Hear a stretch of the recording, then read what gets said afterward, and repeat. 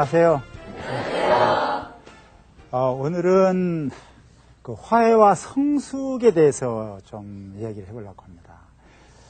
저도 이제 금년에 나이가 60이 됐습니다. 네. 또, 금년에 이제 손녀도 생겼고요. 그래서 인생을 다시 한번 생각하게 됩니다. 60, 과연 무슨 것을 뜻할까? 우리나라에서는 특히 그 60년이 특별한 의미가 있지 않습니까? 갑자년을 중심으로 해서 이렇게 계속 오니까요. 서양에서는 어쩌면은 50년 또는 100년, 이런 주기가 더 중요할 겁니다, 이게.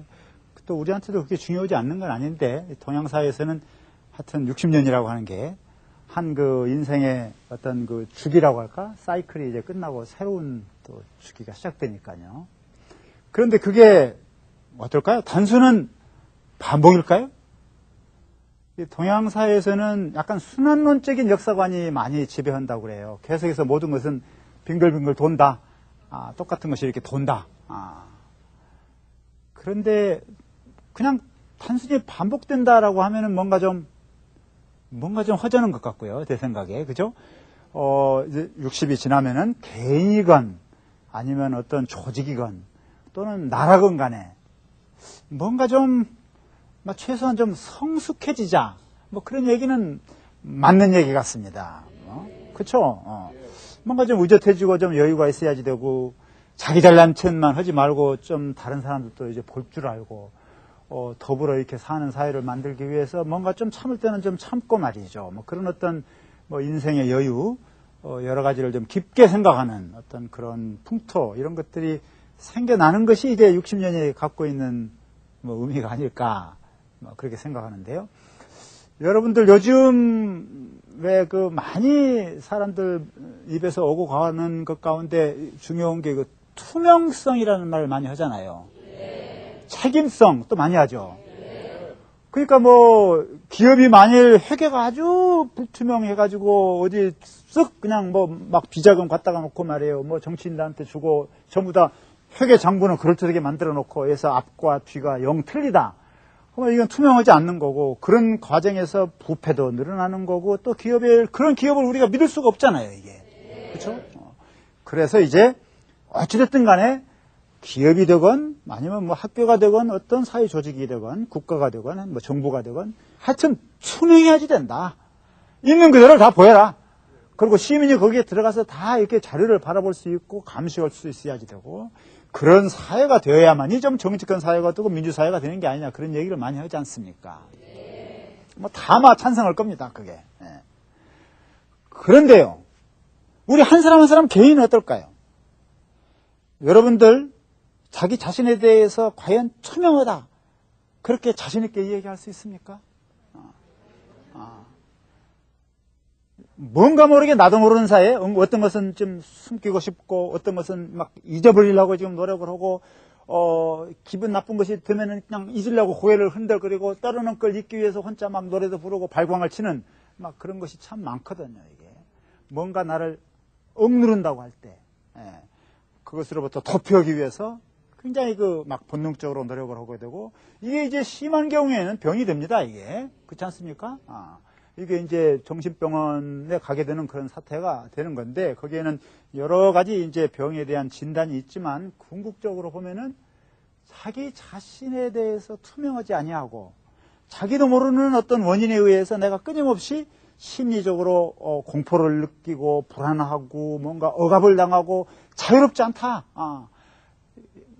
굉장한 병이죠, 이게. 그렇죠? 집단도 마찬가지고 한 나라도 마찬가지일 것입니다. 한 나라가 그런 히스테리 광기를 보인다. 그러면은 참 믿기 어렵죠. 신뢰하기가 어려운 거 아니겠습니까? 성숙이라고 우리가 얘기할 때 결국 우리가 지향하고자 하는 것은, 제 생각에는 결국은 뭔가 자기 자신에 대해서 과거보다는 좀 더 투명한 거, 나를 내가 잘 내다볼 수 있는 거, 조금 고상하게 얘기해서 자기 성찰을 할 수 있는 거, 내가 과연 어디에서 출발을 해서 지금 어디에 와 있고 어디를 향해서 가고 있는가를 내가 알고 있는 거, 내 주변에 무엇이 어떻게 돌아가는지를 내가 좀 생각해 보는 거, 그래서 더불어서 내가 어떤 강박관념에 의해서 사로잡히지 아니하고 어디로부터 이게 도피하기 위한 필사적인 어떤 노력을 내가 하는 것이 아니고 조금 더 여유 있게 내가 내 자신을 되돌아볼 수 있는 능력, 막 이런 것이 그 따지고 보면은 뭐 자기 성찰이면서 또 성숙, 막 그런 거라고 난 생각합니다. 그죠? 예. 그걸 우리가 좀 해야지 되겠다. 막 그런 뜻이 되겠죠. 여러 가지 저는 함의가 있는 것 같아요. 어떻게 보면 우리는 그동안에 막 정말 먹고 사는 문제, 빈곤 문제를 해결하기 위해서 다들 뭐 죽기 아니면 살기식으로 막 다름질을 한 측면이 있지 않습니까? 뒤도 보지 않고 앞도 보지 않고 오로지 나 하나, 우리 가족, 내 아들, 내 딸, 우리 아버지, 어머니 잘 살고 성공하기 위해서 말이죠. 그냥 하여튼 총력을 기울이는, 그게 개인도 그렇고 집단도 그렇고 국가도 그렇고, 그래서 하나의 목표를 향해서 그냥 막 일사불란하게 나가서 많은 성공을 했지만, 또 다른 한편에는 많은 것을 또 우리가 잊어먹고 많은 부작용에 우리가 시달리고 있는 그런 형편이 됐는데, 뭔가 좀 우리가 성숙한 국민이 되자, 그런 얘기 할 수 있습니다. 한 사람 한 사람이 성숙한 시민이 되자. 이것이 어쩌면은 광복 60년이 된 오늘의 현실에서 우리가 우리 스스로에 대해서 한번 던져보는 좌우명이라고 할까, 요구라고 할까, 기대, 그런 것이 아닐까. 근데 그런 이야기를 조금만 더 이렇게 진전시켜보면은 결국 그 이야기는 내가 원했건 원하지 않았건 간에 저지른 잘못, 과오, 단견, 뭔가 하여튼 남에게 끼치는 피해 말이죠. 이런 것들을 이제는 좀 정직하게 우리가 생각해보고, 내가 잘못한 것이 있으면은 내가 참 잘못했다, 미안하다 하고 이야기할 수 있는 어떤 능력, 이게 무서운 거거든요. 내가 어떤 일을 잘못했을 때 미안하오, 내가 잘못했어, I am sorry 하고 이 얘기하는 사람과, 내가 잘못했음에도 불구하고 끝까지 우기고 아니야, 난 잘못한 거 없어 그래갖고 그걸 꽉 짚고 있는 그 두 사람 사이에는 엄청나게 차이가 있습니다. 후자는 결코 성숙한 사람이 될 수가 없어요. 개인도 그런데 나라가 어떻게 돼야지 될 것이냐, 그런 문제입니다. 그런데 우리나라는 지금 누가 이 얘기한다 하더라도 하여튼 민주주의 국가예요. 그렇죠? 뭐 우리가 지금 독재국가에 살고 있다고 생각하는 사람 없죠. 그죠? 그럼 민주주의 국가에서 우리가 산다라고 했을 때 과연 그게 뭘 뜻하느냐. 민주주의는 과거와 비교해서 어떤 차이가 있어야지 되느냐, 그런 문제와 연관이 되죠. 여기는 물론 여러 가지 제도적인 그런 문제가 있지만, 적어도 우리가 민주주의 국가에 사는 시민이라고 한다고 하면은 과거의 권위주의 국가, 독재국가 또는 식민지 시대와는 다른 어떤 그런 품성을 우리가 가져야 되지 않겠습니까? 네. 그럴 적에 뭐냐? 정직해져야지 돼요, 정말. 정직해진다고 하는 건 뭐냐? 우리의 과거, 이 독재 또는 권위주의 체제가 비록 우리에게 많은 경제적인 성과를 갖다 주었다 하더라도, 그건 사실이거든요. 그렇다 하더라도 우리가 우리 미래를 설계하는 데 있어서는 더 이상 따라가서는 안 될 많은 어떤 부작용을 가지고 왔었다. 많은 과오가 있었었다.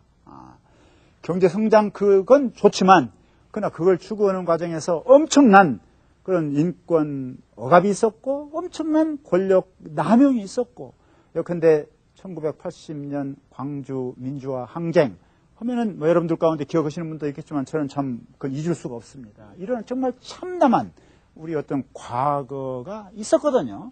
그래서 이런 과거에 대해서 그냥 나 몰라, 좋은 게 좋은 거지, 괜히 이 문제 꺼내면은 서로 의리가 상하고 서로 싸움이 생길 것 같으니까 차라리 이건 꺼내지 않는 것이 좋겠어 하는 식으로 우리가 이것을 그냥 집어 넘어가 버린다고 하면은 당장 쉬쉬하니까요, 판도라 상자를 열지 않고 닫아놓으니까 문제는 없을지 모르지만은 참 중요한 사실은 비슷한 현상이 다시 나올 수 있는 개연성이 항상 있습니다. 그렇지 않겠습니까? 그래서 그 잘못한 일, 역사적인 과오, 심대한 인권 억압, 이런 것들은 분명히 그 진상을 밝혀서, 물론 처벌 능사는 아닙니다. 그러나 진상을 밝혀서 그걸 역사에 분명히 기록하고 그걸 우리가 교육을 시키고, 그래서 다시는 그와 같은 참담한 민주주의의 유린이나 또는 인권 억압 같은 것이 일어나지 않도록 그것을 막기 위해서라도 그것에 대한 철저한 진상규명, 이런 것들은 필요하겠죠. 그죠? 혹시 아니다! 하고 주장하는 사람이 있습니까? 아니, 나중에 강론에 들어가면은 뭐 그렇게 또 주장할 수 있는 부분도 뭐 없지 않아 있을 거라고 생각합니다. 그러나 하여튼 우선 중요한 점은 민주주의 체제의 정당성을 위해서 또 앞으로의 자신의 어떤 투명성을 위해서 이 체제를 좀 더 합리적으로 이거 잘 민주로 관리하려고 하면은 과거의 어떤 비리나 잘못된 부분을 우리가 정확히 알고 그것을 막을 수 있는 어떤 그런 정치를 만들고 또 적어도 그것을 국민들이 이해를 해서 국민들이 똑같은 일이 반복된다고 할 때 아니요! 이것은 아닙니다!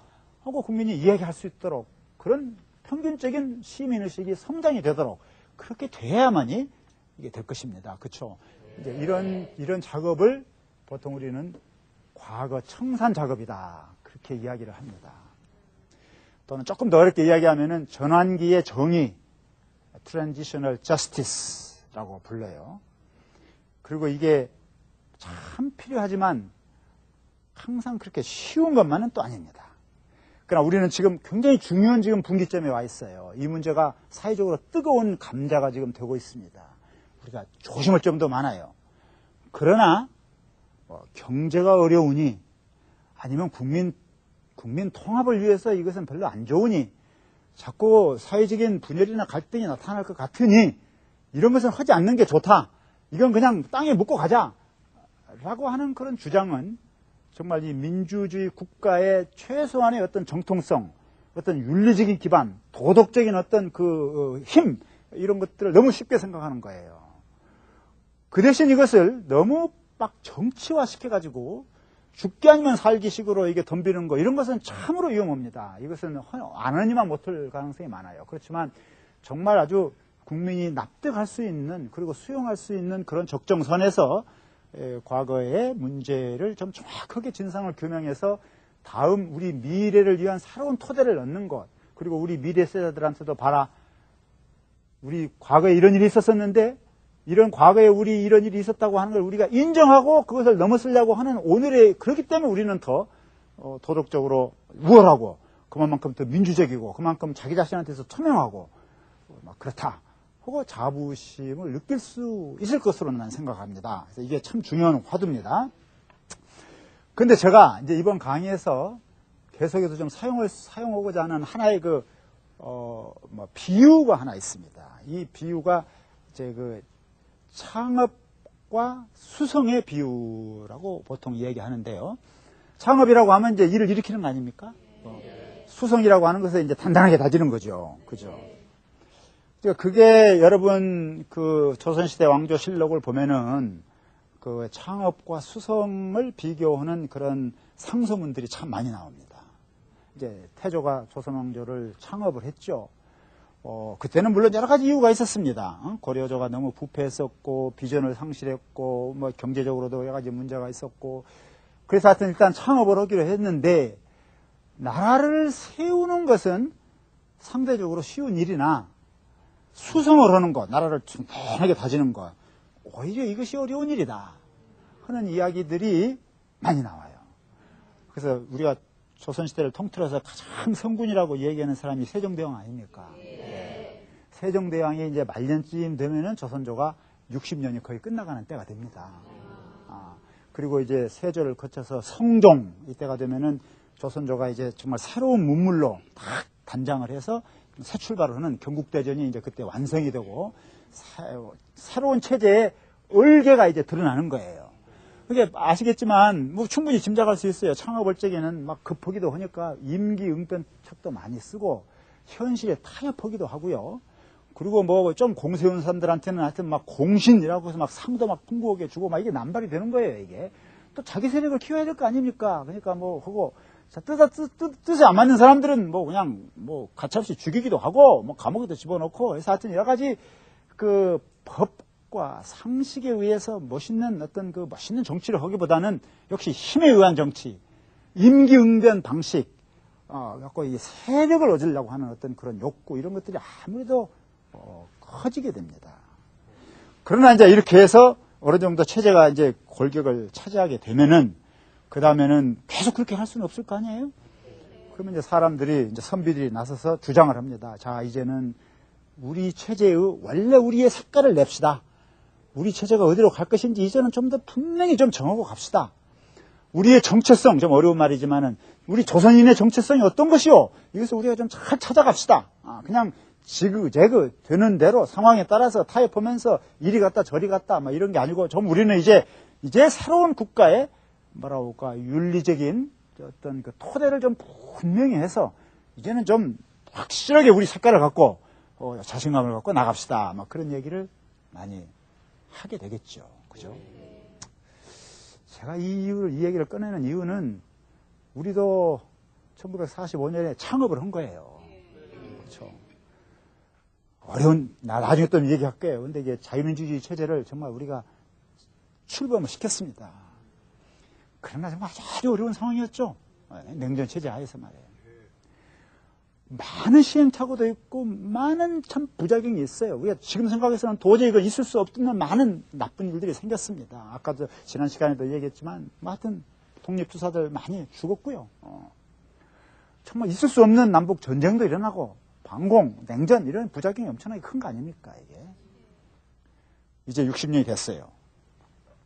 그러니까 이제는 우리가 성취한 것을 절대 값이 없게 평가절하해서는 안 되겠지만 그동안 창업 과정에서 우리가 원했건 원하지 않았건 우리가 발견하는 허다한 어떤 불투명한 거, 잘못된 거 이런 것들을 좀 이제 걷어내서 없앨 걸 없애고 그것에 정말 이제는 자유 대한민국의 진정한 어떤 올바른 말이에요. 정말 우리 색깔이 나는 정말 아주 멋있는 어떤 체제를 만들어 가자 하고 주장할 때가 됐다 이게 이제 60년이라고 하는 것은 아마 대부분 사람이 그 동의할 거라고 생각합니다. 그게. 그럴 때 정말 중요한 게 뭐냐? 조선 왕조로 들어간다고 하면은 제일 강조했던 것이 간쟁입니다. 간쟁. 선비들이 나서가지고 잘못된 일이 있을 때 막힘이 없이 계속해서 이렇게 이야기하는 거, 자기 이야기하는 거. 호소도 하고 비판도 하고 그런 걸 높게 열하는 얘기거든요. 그 체제가 고이거나 썩지 않으려고 하면은 그런 자기 안에서 스스로 우러나오는 자기 정화의 목소리가 막 울려 퍼져야 된단 말이에요. 이걸 굉장히 강조했었어요. 그리고 60년이 지나고 나면은 사람들이 모르는 사이에 이제 기득권을 갖고 있는 집단들이 많이 나타나게 됩니다. 거기 안 좋으려고 하는 집단들이 많아지게 돼요. 그리고 또 사고방식도 좀 굳어져요. 어차피 지금까지 잘 됐는데 뭐 이제 앞으로 잘 될 거 아니야. 뭐 그렇게 개혁을 하고 뭐 그러려고 그래. 그냥 적당히 살아가면 되는 거지. 해서 현실이 안 좋으려고 하는 그런 경향이 많아지는 거거든요. 그걸 경계하는 겁니다. 그러면 나라가 기력을 상실합니다. 끊임없이 자기 긴장을 가지고 나쁜 무엇이 잘못되고 있는가를 차지하게 되고 그래서 자기 경신을 끊임없이 해 나가야지 됩니다. 그러려고 하면은 유능한 인재를 많이 모아야지 되고 그리고 이제 집현전, 세종대왕 때 집현전처럼 그런 그 싱크탱크도 제대로 일을 해야지 되고 해서 여러 가지 얘기를 하게 되는데요. 그 중에 제일 중요한 것 중에 하나는 역시 과거에 불투명한 것, 잘못된 것, 오류했던 것, 단견이었던 것, 조금 생각이 얕았던 것 이런 것들을 자꾸 이제 과거를 변호하지 말고 그것을 잘 추려내서 그걸 큰 원리에 의해서 그걸 해결하고 그리고 이것을 새롭게 꾸려갑시다 하는 그런 주장들이 많이 나온단 말이에요. 나는 이것이 참 좋은 화두다 그렇게 생각합니다. 오늘 우리 현실을 물론 우리는 더 이상 왕조 시대에 사는 건 아니지만 민주주의 세대에 살고 있지만 그러나 60년을 맞이해서 뭔가 우리 스스로를 점검해보고 잘못된 것들 좀 정직하게 인정하고 새 출발을 해보자 라고 하는 이 화두는 대단히 중요한 화두가 아니겠느냐 그렇게 생각합니다. 그러면요 우리는 과연 그동안 그렇게 했던가 하는 질문을 한번 던져볼 수 있을 것 같습니다. 예. 우리는 어찌됐든 36년간 일제 지배를 받았습니다. 그렇죠? 일본이 우리에게 가져다 준 성과가 뭐고 해악이 뭐냐라고 하는 것은 역사학계에서 많은 논의가 지금 일어나고 있습니다만 하여튼 우리로서는 나라를 빼앗기고 국권을 유린당하고 그리고 더욱이나 일본이 우리나라 국민들의 건전한 어떤 우리나라 그 문화를 제대로 인정하기보다는 그걸 말살시키려고 하고 창씨 개명까지 시키고 일본 문화 안에 우리를 끌어들이려고 대동아 문화권이라고 하는 걸 끌어들이려고 하는 과정에서 엄청나게 많은 핍박과 고난의 길을 겪어왔었어요. 그렇다고 하면은 정상적인 국가라고 하면은 해방이 되었을 때 그런 반민족적인 행위를 한 사람들 또는 그런 어떤 흐름들 어떤 그런 집단들 아주 그런 어떤 행동들 이런 것들에 대해서는 유연하게 새로운 국가의 기강을 확립하기 위해서라도 그것을 진실을 밝히고 사실은 피해자들에 대해서 이렇게 보상도 해줘야지 되지만은 가해자들 잘못된 일을 한 사람들한테 대해서는 역사의 준엄한 심판을 원래 내리는 겁니다. 어느 나라나 그건 다 합니다. 다 한다. 물론 예외가 전혀 없는 건 아니에요. 어느 나라 다 하고 아주 가혹하게 한 나라들도 있지만은 그러나 대부분 나라에서는 과거에 그 불행했던 식민지 체제 또는 독재 체제, 히틀러와 같은 말이에요. 벗어날 때는 그런 것들을 굉장히 많이 한다. 결과적으로 우리나라는 친일 세력이 계속해서 집권을 하게 되고 과거에 독립운동가, 해방운동했던 사람들을 수사하고 고문했던 그런 사람들이 바로 우리나라의 경찰, 그걸 장악하게 되고 이렇게 되면서 결국 우리나라의 그 기강이라고 하는 것이 그냥 처음부터 허물어진 거예요. 이 모든 것은 그러나 한편으로는 그냥 묵인되었습니다. 왜냐하면은 전쟁이 일어나고 남북이 분단되고 냉전체제가 오고 공산주의와 싸워야지 되고 이렇게 되니까요. 이런 정말 우리가 그걸 원했던 건 아니지만은 세계사적인 어떤 그 냉전체제가 그냥 한반도에 확 들어와서 모든 걸 지배해버리니까 그런 그 중압감 속에서 과연 어떻게 일제 식민지 체제를 정비하고 극복할 것이냐, 정의를 어떻게 확립할 것이냐 라고 하는 것을 우리가 제대로 할 수가 없게 됐어요. 이건 참 아주 불행한 일이라고 생각합니다. 그리고 이제 그 뒤에 우리나라는 또 이제 1960년대 이래 군사 독재 체제가 있었고 그 뒤에 이제 정말 많은 사람들이 많은 고통을 겪으면서 민주화 운동을 해서 1987년 이후에 이제 민주화 과정을 밟고 있습니다. 다른 나라들은요 비교적 그걸 잘한 경우가 참 많아요. 제일 아주 흥미로운 보기가 예컨대 이제 스페인 같은 경우인데요. 스페인은 1970년대 중반에 당시 그 왕이었던 프랑코 총통이 이제 죽고 나서 민주화가 시작됩니다. 그런데 그 전에 한 38년 동안의 그 일종의 권위주의 체제예요. 유지가 됐었거든요. 근데 이제 일단 간단히 말씀드리자고 하면은 새로 민주주의가 되면서 그 당시의 지도자들은 그렇게 판단했습니다. 상당히 긴 시간 동안의 역사가 있었고 또 당시의 인물들이 아직도 생존하고 있었고 또 이 과거의 아픈 상처를 다시 올려놔봤던들 과거의 상처가 더 붉어지지 않을까 하는 그런 걱정도 했고 그래가지고 좋다. 이 판도라의 상자는 열지 맙시다 하고 닫았어요. 그때 모든 정치 세력들이 합의를 했습니다. 이게 몽골로와 협약이라고 하는 것을 합의를 했습니다. 그래서 갔어요. 잘 가는가 싶었습니다. 그러나 이제 시대가 바꿔져서 오늘날 이제 새로운 세대들이 등장합니다. 그리고 이제 새로운 정치적인 감수성이 등장하면서 그 과거의 결정에 대해서 여러 가지 이의를 제기하고 새로운 진상규명 운동을 벌이기 위해서 굉장히 많은 사람들이 지금 움직이고 있는 게 오늘의 스페인이라고 합니다. 여러분, 그리고 우리가 많이 얘기하지만 독일과 그 일본의 차이점, 이건 뭐 새삼스럽게 제가 이야기할 필요가 없지 않습니까? 독일은 하여튼 2차 대전이 끝난 다음에 명백하게 자기의 과오를 인정을 하고 용서를 구했고 유태인들에게 대해서 계속해서 배상을 해주고 과거에 그 수용소가 있었던 데는 전부 다 이렇게 이제 기념호를 만들어서 거기에서 교육 행사, 기념 행사들이 계속 일어나게 하고 독일에 있는 수상들은 빌리 브란트 그 수상이 모범을 보인 일에 기회가 될 때마다 하여튼 정말 그 인접국에 대해서 유태인에 대해서 대단히 죄송하다라고 하는 걸 이야기를 하고 해서 상당히 아주 모범적인 어떤 그런 그 행동을 보였습니다. 그래서 결국 유럽 여러 국가들로부터 신임을 얻게 되고 신뢰를 얻게 됐어요. 그러나 일본은 어떻습니까? 일본은 아직도 1905년 을사보호 조약 또는 1910년에 있었던 이제 우리나라 합병은 그런 조치 이런 것들이 다 합법적인 방식으로 되었다라고 지금 주장을 하고, 그래서 공식적인 그런 의미, 법률적인 의미의 뭐 사과 같은 걸 하고 있지 않는 거거든요. 그냥 정치적으로 수상히 이 얘기를 하기는 합니다. 그러나 법률적으로는 자기들이 합법적이었다, 전혀 문제가 없다, 지금 그렇게 주장하고 있는 그런, 참으로 이건 참 곤란한 거 아닙니까, 이게. 그리고 이제 여러 가지 과거에 관계되는 진실들이 교과서에 실리는 것을 근래에 와서는 아주 적극적으로 지금 막으려고 노력을 하는데, 그 이유인즉 스스로 식민지에 관한 그런 지식을, 정보를 새로운 세대들한테 전달하는 것은 그 새로운 세대들의 민족관, 교육에 도움이 안 된다 해서 자꾸 이야기하고 있는 게, 이게 이제 자학사관을 만들어내는 것은 일본의 미래를 위해서 옳지 않다, 그렇게 지금 얘기를 하고 있어요. 어느 나라 국민인들 자학사관을 가지려고 하겠습니까? 그건 옳은 얘기입니다.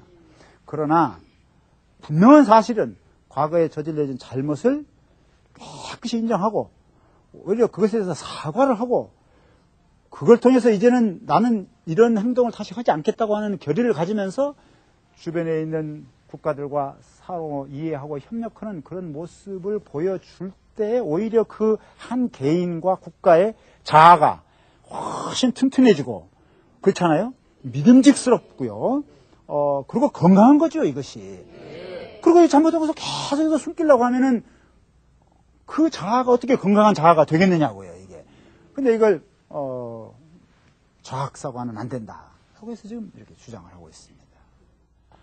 그렇죠? 일본 수상은 야스쿠니 그 신사에 계속 참배하고, 거기는 전범들이 1등 전범들이 그게 있는 데 아닙니까? 거기 가서 계속 참배를 하고 있고, 거기에 대해서 한국이나 중국에서 지금 거센 반대 목소리가 지금 나오고 있는데, 이런 하나하나의 그 사례가 중요한 것이라기보다는 독일은 굉장히 멋있게 과거 청산을 해오는 어떤 그러한 모범을 보이는 데 비해서, 왜 우리 이웃나라 일본은 그런 면에서 그렇게 소극적이고 또 잘못된 길을 걸어가는가라고 하는 그런 생각을 우리가 많이 하게 됩니다. 화해와 성숙을 하려고 하면은 지금 뭐가 필요하냐, 그런 걸 좀 간단히 얘기하고 싶어요. 지금 이제 과거사법이 통과가 되고 이걸 둘러싼 사회적인 갈등이 꽤 일어날 가능성이 없지 않아 있습니다. 그래서 우리가 몇 가지는 꼭 짚고 넘어가야 되는데, 하나는 뭐니 해도 진실 규명 그 자체에 대해서는 결연해야 된다고 생각합니다. 여기에는 어떤 정치가 들어가도 안 돼요. 어떤 기회주의적인 모략이 들어가도 안 됩니다. 이것을 자신의 어떤 정치적인 이해관계에 의해서 이용하려고 해서도 안 돼요. 진실은 진실이기 때문입니다. 그러면 진실 규명을 여러 방향으로 할 수 있어요. 물론 거기에는 역사학자들이 상당한 시간을 두고 하는 그런 진실 규명 작업이 있을 수 있습니다. 그러나 또 다른 여러 나라를 놓고 볼 적에 굉장히 중요한 방법의 하나는 진실위원회를 만들어서 그 위원회에게 상당한 권한을 줍니다. 과거의 중앙정보부와 같은 그런 무소불위의 권력을 주는 건 아니에요. 그렇지만은 거기는 이제 일정한 사람들에게 와서 소명을 하도록, 말하도록 요구할 수 있는 그런 권리를 주게 되는 거죠. 그래서 여러 의견을 듣고 관련 당사자들을 불러서 이제 청취를 하게 되는 그런 과정을 받게 되는 건데, 하여튼 진실위원회도 굉장히 중요한 역할을 할 수 있습니다. 또는 어떤 사회적인 경험을 많이 있는 사람이 정말 이제 죽기 전에 내가 진실을 고백해야지 하고 자서전을 쓰지 않습니까? 물론 자서전에도 거짓말을 쓰는 사람이 있을 수는 있겠죠. 그러나 통상적으로 죽기 전에 쓰는 것은 정말 그렇지 않아요. 거기는 이제 한 줌의 부끄러움이 없이 나를 드러낸다라고 생각하고 쓰는 거니까 자서전도 굉장히 중요한 진실의 한 부분이 되는 것으로 우리는 보고 있거든요. 그래서 진실규명이라고 하는 것이 어느 시점에 몇 월 며칠부터 몇 월 며칠 그때 끝난다 이런 건 결코 아니기 때문에, 그건 연구에 쭉 가는 작업이니까 계속해서 이루어져야지 되지만, 아까 제가 말씀드렸듯이 여러 가지 차원에서 일들이 계속 진행이 되는 것이 민주주의를 위해서 도움이 된다. 근데 특히 이제 그런 구체적인 사명을 갖는, 그렇죠? 위원회, 진실위원회, 트루스 커미션이라고 우리가 부르는데 외국에도 그런 사례들이 많습니다. 나타나가지고 거기에서 집중적으로 그것을 규명을 해서 후세를 위해서 그 기록을 남겨놓는 거, 이것이 굉장히 중요하다. 그렇게 볼 수가 있겠죠. 그러나 우리가 역사적으로 보면은 많은 사람들이 그렇게 하지 않더라 이겁니다. 독일은 참 좋은 복이에요. 그러나 우리만이 그런 것이 아니라 다른 나라의 경우에도 보면은 계속해서 목에 힘주고 나는 잘못한 거 없어 버티고 더 경우에 따라서는 나라를 위해서 그랬다고 또 강변을 하게 돼요. 그리고 꺼내는 것이 항상 대부분 무슨 얘기일까요? 안보를 꺼냅니다. 나라를 위협하게 되는 경우에 따라서는 공산주의자가 있다든지 테러주의자가 있다든지 과격분자가 있다든지 그래서 나라를 지키기 위해서 우리가 이렇게 했는데 왜 나를 이렇게 잘못하느냐 하고 오히려 화를 내는 그런 사람들도 있단 말이에요, 이게. 그런데 그렇게 되려고 하면은 제 결론인데 그렇게 되려고 하면은 이 소통의 구조가 널리 열려져 있어야지 됩니다. 피해를 당한 사람이 설마 그럴 리는 없겠지만은 계속해서 마치 어떤 증오를 안고 있는 사람처럼 막 꼭 벌을 줘야만 된다고 생각하는 것처럼 막 그렇게 계속해서 강경주의로 계속 나가게 되면은 문제를 좀 어렵게 만드는 가능성이 없지 않아 있어요. 오히려 좋은 방법은 뭐냐면은 당신이 잘못했지만 저는 그렇게 봅니다. 당신이 정말 역사에 잘못했고 범죄를 저질렀지만 도저히 용서받을 수 없는 일을 했지만 그러나 어쩌면은 당신도 할 말이 있을 것이요. 그래서 그 사람 이야기를 우리가 경청할 수 있는 마음의 여유가 있어야지 됩니다. 그래서 잘못은 했지만 그러나 그 잘못한 사람도 적어도 그 당시의 상황에서 나는 이렇게 문제를 보았었다 하고 자기 이야기를 할 수 있어야지 되고 또 넓은 틀에서 볼 적에 당신이 그때는 참 잘못했지만 오늘 내가 이 얘기를 듣고 보니 그래도 당신이 나와 영원히 등을 재야지 될 우리의 적이 아니고 그래도 대한민국 같은 땅에 같은 배를 타고 가야지 될 같은 동포요 하고 수용할 수 있어야지 되는 거거든요. 그러려고 하면 어떻게 돼야 되느냐, 처벌 능사도 아니고요, 또 단순한 진실을 규명하는 데서 끝나는 것이 아니고 소통의 구조를 넓게 열어놔서 피해자는 말할 것도 없지만 당시에 정말 잘못했던 그런 가해자들까지도 민족적인 양심 속에서 스스로 자신의 이야기를 할 수 있도록, 그래서 우리가 그걸 어느 정도는 들어줘야지 되는 겁니다. 그렇지 않습니까? 계속해서 거짓말하고 뻔뻔스럽게 나오면은 그건 참 인정할 수가 없지만 그러나 사실은 충분한 대화 속에서 보면은 그때는 몰랐지만 지금 생각하니 참으로 잘못했어 하고 이야기할 수 있는 가능성이 열리는데 그것은 오로지 이렇게 강제가 없는 정말 자발적인 서로가 서로를 존중해주는, 그러면서 서로 믿고 같이 갈 수 있는 어떤 공동체의 넓은 의사소통 구조 안에서 비로소 그것이 가능합니다. 그래서 모든 것이 결국은 소통입니다. 커뮤니케이션이에요. 우리 가정 안에서, 친구들 사이 안에서, 직장 안에서, 나라 사이에서 이 소통 구조가 넓게 열릴 때 비로소 성숙한 국민, 또 화해할 수 있는 국민, 그래서 왕년에는 도저히 용납할 수 없는 적으로 분열되어져 있는 그런 사람들까지도 큰 틀 안에서 같이 갈 수 있는 어떤 그런 통합의 기운이 만들어질 수 있다고 생각합니다. 광복 60년 우리가 앞으로 꼭 해야 될 것은 바로 이런 국민 통합적인 넓은 커뮤니케이션을 여는 거, 의사소통을 여는 거, 그래서 화해와 성숙의 새로운 발전을 해가는 거, 그게 아닐까 그렇게 생각합니다. 감사합니다.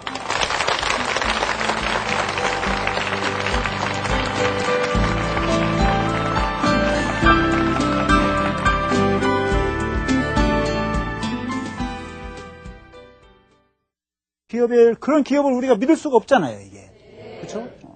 그래서 이제 어찌됐든 간에 기업이 되건 아니면 학교가 되건 어떤 사회 조직이 되건 국가가 되건 정부가 되건 하여튼 투명해야지 된다. 있는 그대로 다 보여라. 그리고 시민이 거기에 들어가서 다 이렇게 자료를 바라볼 수 있고 감시할 수 있어야지 되고, 그런 사회가 되어야만이 좀 정직한 사회가 되고 민주사회가 되는 게 아니냐, 그런 얘기를 많이 하지 않습니까? 다마 찬성할 겁니다, 그게. 그런데요, 우리 한 사람 한 사람 개인은 어떨까요? 여러분들 자기 자신에 대해서 과연 투명하다 그렇게 자신 있게 얘기할 수 있습니까? 뭔가 모르게 나도 모르는 사이에 어떤 것은 좀 숨기고 싶고 어떤 것은 막 잊어버리려고 지금 노력을 하고 기분 나쁜 것이 되면은 그냥 잊으려고 고개를 흔들거리고 때로는 그걸 잊기 위해서 혼자 막 노래도 부르고 발광을 치는 막 그런 것이 참 많거든요. 이게 뭔가 나를 억누른다고 할 때 그것으로부터 도피하기 위해서 굉장히 막 본능적으로 노력을 하게 되고 이게 이제 심한 경우에는 병이 됩니다. 이게 그렇지 않습니까? 이게 이제 정신병원에 가게 되는 그런 사태가 되는 건데 거기에는 여러 가지 이제 병에 대한 진단이 있지만 궁극적으로 보면 그걸 우리가 좀 해야지 되겠다. 그런 뜻이 되겠죠. 여러 가지 저는 함의가 있는 것 같아요. 어떻게 보면 우리는 그동안에 막 정말 먹고 사는 문제, 빈곤 문제를 해결하기 위해서 다들 뭐 죽기 아니면 살기식으로 막 다름질을 한 측면이 있지 않습니까?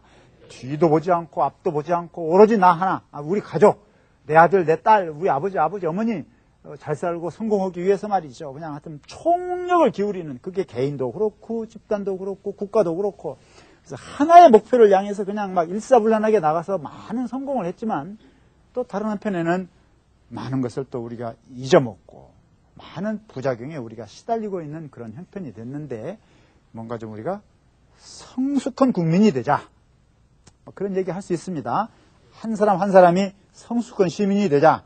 이것이 어쩌면은 광복 60년이 된 오늘의 현실에서 우리가 우리 스스로에 대해서 한번 던져보는 좌우명이라고 할까? 요구라고 할까? 기대, 그런 것이 아닐까.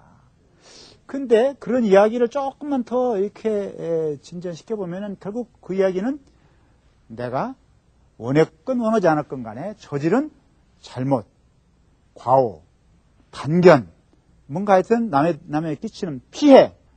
그런데 그냥 단순히 반복된다라고 하면은 뭔가 좀 허전한 것 같고요. 제 생각에. 그죠? 이제 60이 지나면은 개인이건 아니면 어떤 조직이건 또는 나라건 간에 뭔가 좀 최소한 좀 성숙해지자. 그런 얘기는 맞는 얘기 같습니다. 그쵸?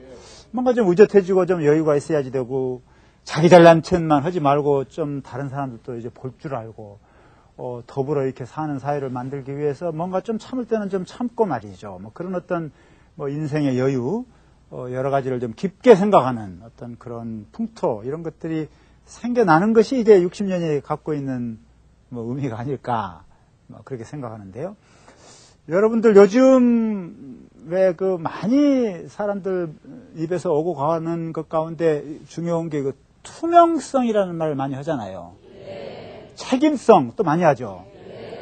그러니까 기업이 만일 회계가 아주 불투명해가지고 어디 쓱 그냥 막 비자금 갖다가 놓고 말이에요. 정치인들한테 주고 전부 다 회계 장부는 그럴듯하게 만들어 놓고 해서 앞과 뒤가 영 틀리다. 그러면 이건 투명하지 않는 거고 그런 과정에서 부패도 늘어나는 거고 또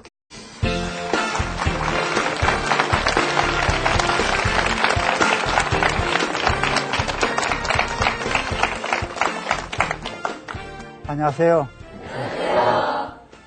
오늘은 화해와 성숙에 대해서 좀 이야기를 해보려고 합니다. 저도 이제 금년에 나이가 60이 됐습니다. 또 금년에 이제 손녀도 생겼고요. 그래서 인생을 다시 한번 생각하게 됩니다. 60 과연 무슨 것을 뜻할까?